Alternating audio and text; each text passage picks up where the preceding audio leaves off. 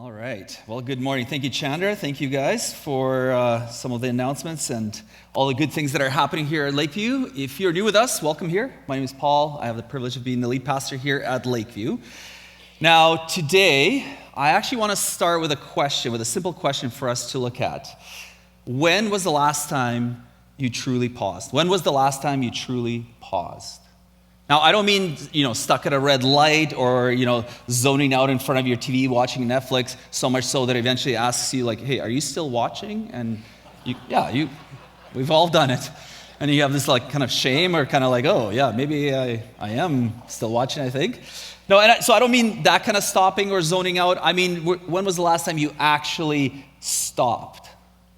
When you set aside time from work, from worry, from endless screen distraction, long enough to actually just be still and be present. When was the last time you've done that?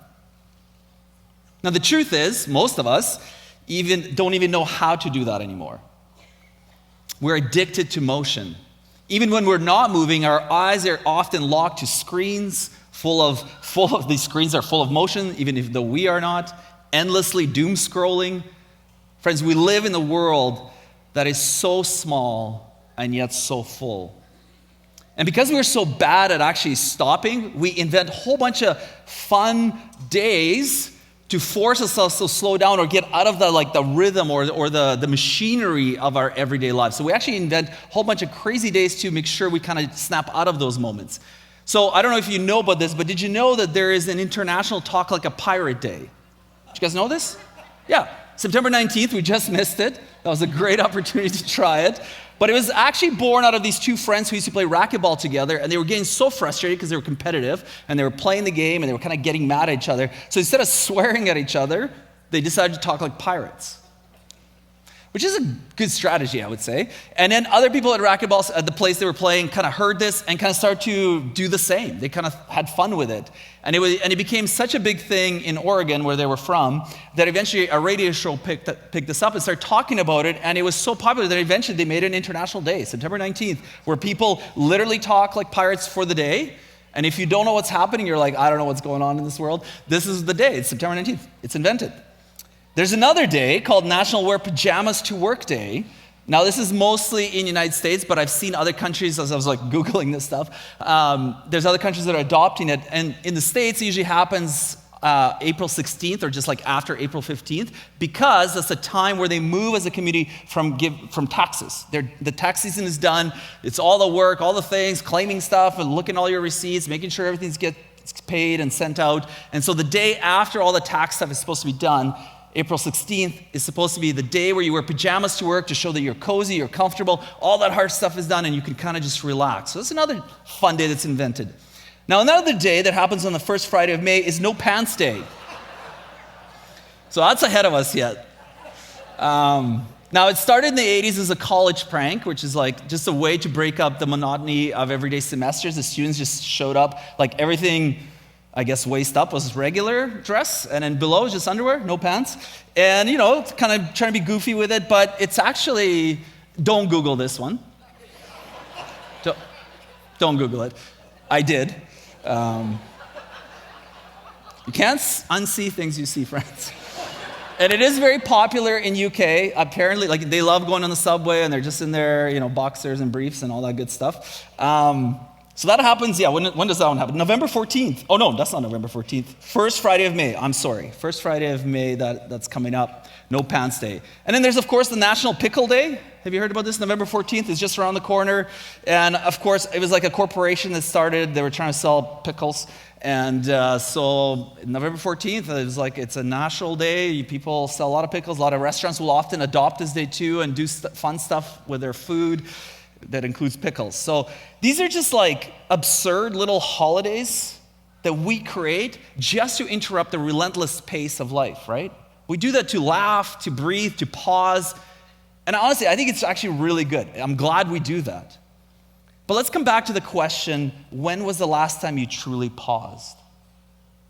When was the last time you set aside time from work, worries, your to-do list, and simply allowed yourself to be still?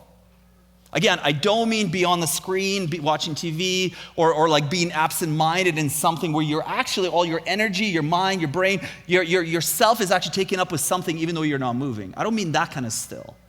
And sometimes that's okay. Like we need that. We need those moments where we can watch a show or whatever. I'm not talking against it, but I'm actually saying something very different. Like, when was the last time you were able to pause and just be still? And if you are like most of us, that's a really hard question to answer. We live in a world that just never stops. Our phones are always buzzing. Our calendars are always full. Our minds always running. We hurry from meeting to meeting, task to task, trying to prove our worth. We try to keep up, to stay ahead. And as a result, many of us are exhausted. And not just physically tired, but actually like weary in our souls. Like something isn't quite right. Like something wasn't meant to be this way. Like something's just off, that it's just this weariness and heaviness that we just carry every day.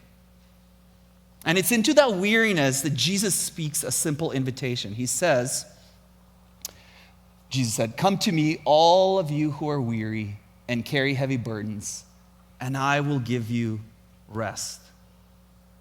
Now there's a lot packed into that statement from Jesus.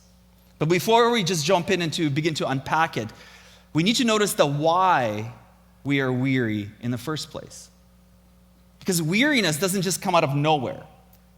It's often the result of the pace we keep, the pressures we carry, the stories we believe about who we have to be. In other words, this weariness, this burdensome, this heaviness is actually the fruit of something that's forming us. Who we are becoming is always being shaped by the stories we believe, the relationships we build, and the habits we practice. You see, I want us to catch something today as we unpack and as we get into this series. And that is that the formation is never neutral. Let me say that again. Formation is never neutral. Every day, something or someone is shaping you. Whether it's your phone, your schedule, your newsfeed, your ambitions, the question is not if you're being formed, but rather by whom are you being formed? And that's why today we are starting this brand new series, Practicing the Way. And so over the next few weeks, we're going to explore some of these ancient practices. By the way, when something's ancient, you know it has withstood time. And if something could withstand time, you know it's actually valuable and there's something to mine and understand. You know, sometimes when we come to ancient practices or we name things that sound kind of churchy or religious, it's easy to go, okay, here we go, I've heard this before. But I want us to kind of zero in the next few weeks and not just dismiss some of these things, or not just to believe, yeah, I've heard this before, I've heard these conversations lots, I've been to church lots. I actually want us to zoom in and say, what are these ancient practices of Sabbath, prayer, service, community, generosity, and witness? I want us to look at them not as just spiritual chores to check off, but as invitations to become more like Jesus. And I don't mean like believing in him with our minds. Many of us already do that. If we claim to be Christians, we kind of have, that's like our starting point. Like, I believe that Jesus is God, that he's Lord. Like, we already believe with our minds, and that's good. That's a good thing. But what I mean is actually something deeper and more transformative. Like, what does it actually look to follow Jesus? What does it look like to practice and order our lives around his way? See, when Jesus invites us to follow him, he's inviting us to practice what he practiced. So that over time, we not only learn his words, but we live as he did. Becoming like him from the inside out and ultimately doing what he did in this world. Now, if I can be honest with you, growing up in the church, I've been in the church since I was a baby. And all of the things that were presented to me, all these practices that were taught to me and explained to me, they always kind of came off as things that I had to do.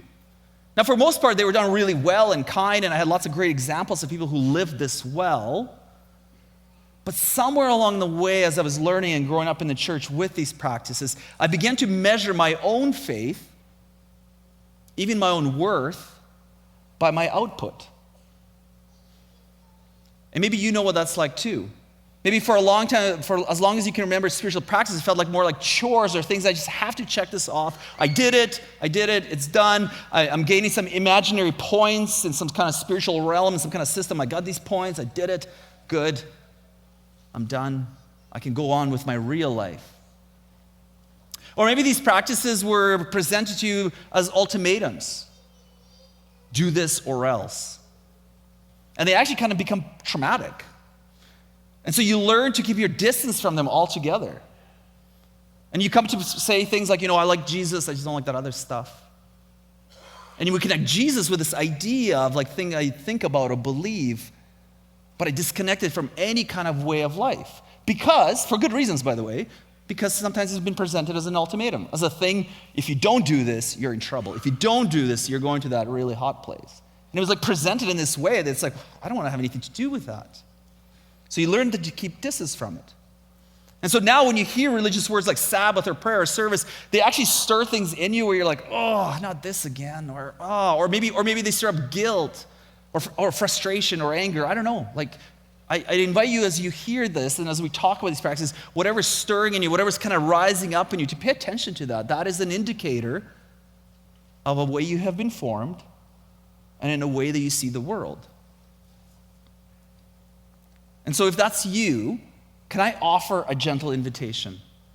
Can I offer to journey with us in this season? Because I truly believe what we're going to discover is that these practices were never meant to be burdens that weigh us down, nor were they meant to be tools that God uses to control us. Rather, they were created for us, to liberate us, to reshape our desires, to help us recover who we truly are. In fact, these practices at their best are like a trellis that's helping a plant grow, to reach for the sun, to be nurtured, to be fully healthy. Instead of growing wildly on the ground and being stomped out or being overcrowded with weeds, these practices are meant to be these trellises that give us life. Sabbath, then, is the practice we're going to start with today. It's learning to pause, to rest, to make space in our lives so we can offer that same space for others. Now, again, if you've been around church for any length of time, chances are you've heard the word Sabbath, or in Hebrew, Shabbat, which is all about stopping, pausing, and resting. If you haven't, Sabbath just means stopping, resting, and pausing. And maybe, like me, if you have heard this word, you've even carried around a quiet sense of guilt about how poorly you practice Sabbath. Sabbath has always been a very difficult one for me. But let me just name a truth right off the start. The culture we live in is not set up to make Sabbath easy. It just isn't. In fact, everything about our culture, its pace, its values, its endless push for productivity is designed to work against us. Our culture is designed to work against Sabbath. So if Sabbath has ever felt impractical, unrealistic, or just plain impossible in the rhythm of your life, let me just say it's not just you. Everything is designed to work against Sabbath. I remember as a young pastor doing a teach, I was invited to, we had a pastoral team and there were some leaders that were there as well and volunteers. And I was invited by our lead pastor to teach on the rhythms of life and on practices. And he asked for me to teach on Sabbath. And so I did, and I worked hard on it and I taught it. And I thought, man, I just really hit a home run there. And then I was walking past one of my colleagues' offices and I heard them say, yeah, that was nice flowery language, but who has time for this? Now, I don't say that to shame my colleagues at all. I think they simply said what many of us feel. In fact, they said something that I felt as I was teaching on this flowery language and talking about Sabbath, while knowing deep inside I wasn't actually practicing it. Who really has time for this? Everything around us pushes us to produce, to perform, and to stay busy. And this is, friends, exactly why Sabbath actually really matters. Because Sabbath is both radical and deeply countercultural. I don't know if you ever thought of spiritual practice being radical and countercultural. Like sometimes we maybe you don't do this, so sorry if I'm projecting this on you. Maybe I have done this, where we take certain practices and things we learn in church and we kind of put them in these containers that are like these religious things we do. Like, oh yeah, that's nice, those are religious things. And we can say they're countercultural, but like I have actually at times felt they're not. It's like, well, it's just a nice thing I do somewhere for a spiritual realm, somewhere out there, getting my points. But Sabbath is actually deeply countercultural. It's deeply radical. It's radical because our culture is not set up for it. Our culture is not set up for Sabbath. But interestingly enough, our world is. You see, Sabbath is not a new idea. It's as old as creation itself. Now in Genesis 2, after 6 days of creating, we read that God does something remarkable. On the seventh day, God had finished his work of creation. So he rested from all his work. And God blessed the seventh day and declared it holy because it was the day when he rested from all his work of creation. Now, for some of us, it's a very old verse that you've heard many times. But you notice that the first thing that God calls holy in Scripture is not a mountain or a temple, it's a day. A day set apart for rest, for delight, for worship. God stops not because he's tired, but to delight in all he's made, to enjoy it with his creation, and significantly, to enjoy it with his image bearers, people. And then he weaves that rhythm into the fabric of creation itself. See, our world is actually made for Sabbath. Think about it. The sun rises and sets, or more precisely, the earth spins the circles and circles the sun with breathtaking precision, just close enough to sustain life and just steady enough to order the seasons. The tides flow in, the tides flow out. Fall gives way to winter, winter to spring, spring to summer. Built into creation itself is a rhythm of a sacred cadence. Each season is asking something different of us. It's as if it's how the world was designed to work. But somewhere along the way, I want to suggest that we forgot. Somewhere along the way, we decided that we can actually do this better, be more efficient, be more productive than God. And of course, like with any choice, there are consequences. We started believing our worth comes from our output. We start believing that rest is laziness and that busyness is a badge of honor. And so we run ourselves into the ground trying to outpace the limits God lovingly built for us. The Hebrew Shabbat that I just said earlier, the Sabbath, literally means to stop, to cease, to be done. To Sabbath is to say enough. Enough work, enough striving, enough scrolling. Enough. But of course, stopping is hard. Stopping for one day feels like swimming upstream, doesn't it? Which is why Sabbath matters so much. It offers us a practice that works against the cultural ideas and reconnects us with the way the world was actually intended. So if the culture works against Sabbath, Sabbath actually reconnects us to the world and the way that things were actually intended. Well, how do we do that? And what do we do with that? Well, if Sabbath is countercultural, then we need to learn that Sabbath is an act of resistance. Sabbath is an act of resistance. It's how we draw a line in the sand and say to the powers of hurry, anxiety, and endless productivity, we say, you do not own me. To Sabbath is to say, I'm not what I produce, I'm not what I achieve, I'm not the sum of my emails, my GPA, my bank account, or my calendar, or my possessions, or my houses. I'm none of those things. I'm actually a beloved child of God, and that is enough. Sabbath is an act of resistance. When we stop for one day, when we let go of control and embrace our limitations, something begins to shift in us. It's as if we were designed for that. It's so hard to start, but when we do, over and over and over, I've talked to so many people, when we take it seriously and actually stop, something begins to shift. Walter Brueggemann, one of the great, not old, I guess he is old, but one great Old Testament scholars, what I was trying to say, I wasn't trying to draw shade on his age. He said it this way, he said, people who keep Sabbath live all 7 days differently. Now, what does he mean by that? I think he's right. What he means is that Sabbath, when understood as an act of resistance, becomes more than just about 1 day of rest. Instead, we recognize that it is the way of resisting the lie that life is a relentless machine. It resists the lie that we're just a cog in that machine. and we just need to keep up. When we practice Sabbath, we push back against the pressure to measure our worth by how much we produce. And when we do that, we actually begin to live all the days differently. So Sabbath is this act of resistance that actually reshapes, reforms, collaborates our vision for the rest of our days. We push back to measure our worth by how much we produce. And significantly, we begin to be formed in the way of Jesus, and we stop measuring others by how much they produce. We remember that they are our neighbors.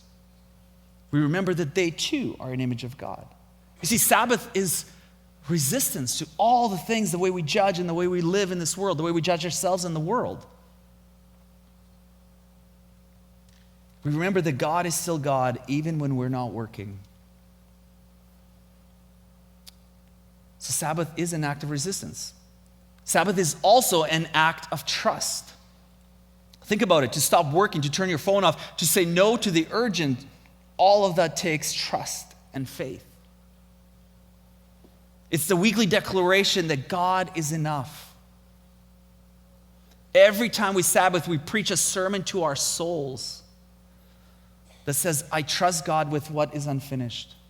I trust Him with what's beyond my control. I trust that my worth is not in my doing, but in my being. In fact, in the God story early on, when God frees the Israelites, if you know the story, they find themselves in captivity in Egypt and they're slaves, and God frees them. One of the first commands He gives them is to keep Sabbath. Why would you give that command to people just freed out of slavery? Sabbath, really? Well, He does this because if you have been a slave your entire life, you have not had rest, and you have not been seen for any of your giftings or desires or wishes. You are a machine that needs to produce, and you are beaten when you don't. So the first thing that God institutes is He commands them to Sabbath because He wants them to remember to be human again. He wants them to remember that they're image bearers of God and not machines. They're no longer slaves to Pharaoh, to productivity, to hustle, to fear. They're not machines or cogs in the machine. So Sabbath is how we live with trust that we are people freed in Christ. Sabbath reminds us that who we are and who we are not is an act of trust. And ultimately, Sabbath is an act of worship. It's a day set apart, a day to reorient our lives around God, to remember who He is and who we are. Eugene Peterson puts it this way: worship is a time and place that we assign for deliberate attentiveness to God, not because He's confined to time and place, but because our self-importance is so insidiously relentless that if we don't deliberately interrupt ourselves regularly, we have no chance of attending to Him at all at other times and in other places. Sabbath is an act of worship that pulls us away from all the selfish and relentless way we worship our desires. Sabbath opens the door for us to learn to delight in God. Sabbath allows us to worship and delight that God, the good God who created us and created all things around us. And it allows us to worship. It's meant to be joyful. A weekly reminder that life is a gift. Sabbath as worship allows us to set time to feed our soul and enjoy beauty around us. To make a meal, to go for a walk, to laugh with friends and family, to feast, to enjoy beauty, to thank God for all of it. Sabbath is worship. Friends, how we spend our time always tells the truth about what or who we really worship. What we spend our time with tells us what we actually delight in. Whether it's productivity, money, relationships, possessions, status, sex. Our schedules often reveal the altars where our hearts bow down. But in Sabbath, we're invited to stop and recalibrate our worship, to turn our attention back to the one who's actually truly worthy. The one our souls have been searching for all along. Have you noticed, like, all those other things we find ourselves in a hurry and working and doing to get all those other things, and we think they're going to solve all the things that ache in our soul, but they actually make us more weary and more burdened. No money's enough. I have this relationship, but that one looks better across on the other side. We try to feed these appetites, and it's over-consuming, and it's never enough. Sabbath reminds us that we were made to worship and to delight. But when we do that in the wrong arenas, we constantly feel more hurried, more exhausted, more weary, more burdened. Sabbath as worship feeds our soul. It allows us to delight in God and the beauty He offers. Which brings us to the Matthew passage I started with. Let's read it together. Then Jesus said, "Come to me, all of you who are weary and carry heavy burdens, and I will give you rest. Take my yoke upon you. Let me teach you, because I'm humble and gentle at heart, and you will find rest for your souls. For my yoke is easy to bear, and the burden I give you is light." This is why Sabbath and really all the practices of Jesus matter so deeply. Because ultimately, practicing the way of Jesus isn't about piling more weight onto already heavy life. It's not about adding more to your schedule. It's about learning an entirely new way to be human. To be pulled out of the slavery and machinery of culture. But these verses, actually do raise a question, don't they? Because in this passage we read that Jesus talks about a yoke. Now, a yoke was a heavy wooden harness placed on the necks of oxen to help them pull the load. And that doesn't actually sound like rest, right? Like, can we be honest about that? It's like, okay, well, Jesus says it's light, so it must be lighter than the other thing I was going to be, or I'm wearing in culture. Like, it actually doesn't sound lighter or easier. So what does he mean? I think for us to understand this passage, we need to see a little bit of the context here. And in Matthew, we encounter Jesus speaking to people who are desperately trying to find God and are desperately trying to be good and faithful, but are failing at both. And they are exhausted, burdened, weighed down by endless rules, impossible expectations, and the crushing sense that they could never actually measure up. And into that world, Jesus speaks this invitation: "Come to me, all you who are weary and burdened, and I will give you rest." For so many in Jesus' day, religion had become a relentless list of demands, a heavy yoke where they were forced to carry. Life was lived under weight of regulations, dictating every move, even their diet. Now, the yoke was a symbol of submission.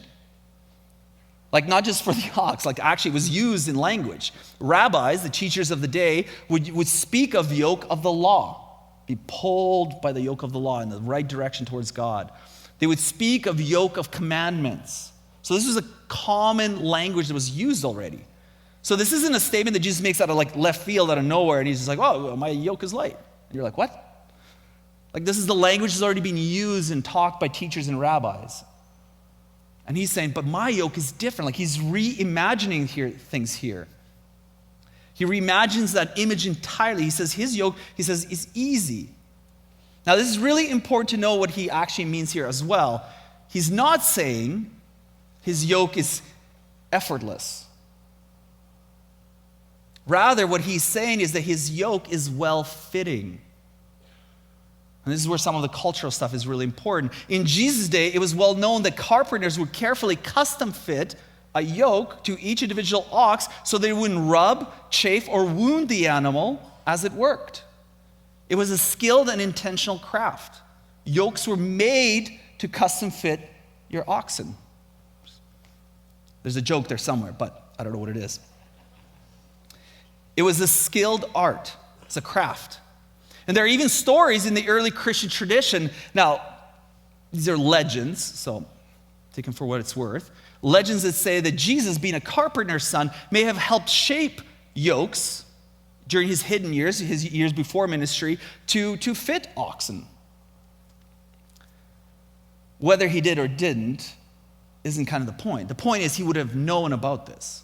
So when Jesus speaks of his yoke, he's not talking about a new burden to carry or a heavier load to bear. He's saying, I have something shaped specifically for you. Something that fits the contours of your life. Something that fits your gifts, your calling, your hopes, and your dreams. What I'm doing is something that fits your life. And everything else you're doing, all those other yokes you're putting on because you're trying to achieve, you're trying to create, you're trying to find your worth, they're just heavy and burdensome. I have something that fit and is made just for you. And because it is light. Not effortless, but light. He knows us. Jesus says, I know your limits. And what I'm giving you is not meant to crush you under the weight of expectations, but to help you walk freely and fully in step with Jesus. Right? Because the yoke has two spots. And so he says, my burden is light. Walk with me. Be formed by me. See what I do. And then do what I do. Because what he does is carried in love and grace. It's not the weight of guilt or fear, but the yoke of grace. When grace and love is the motivation, walking shoulder to shoulder with Jesus, the burden of life becomes lighter. Not effortless, but lighter. This is why being formed in the way of Jesus is actually good news for your life. Being formed in the way of Jesus is good news for my life. It's not about trying to earn God's favor or some points. It's about stepping into a life that actually fits the contours of your life. A life where rest, delight, grace, loving your neighbor is formed in you because of the one who always has done that. So you practice what Jesus did. So friends, Sabbath then is not just another rule to follow in your already crowded schedule. It's not another thing to add. It's actually a gift that allows you to pause, to rest, to act in resistance to the pressures of the world, to trust that God is doing something good, and then to worship and delight in all that you see him doing. It allows you to see your neighbor not as somebody who can produce something for me, but as a brother and sister, as somebody who has immeasurable worth just for being who they are. Jesus is telling us that the way we have been trying to live life, chasing, striving, measuring ourselves, trying to be good enough, is like wearing a yoke that was never designed for you. It's too heavy, too burdensome. It's chafing, it's injuring you. It's actually forming you into someone you were never meant to be. But his yoke is different.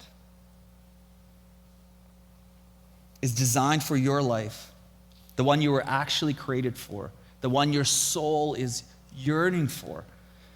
And when you learn to walk with him, shoulder to shoulder, something begins to shift. The same world keeps spinning. The same responsibilities exist. They don't go away. But the weight changes.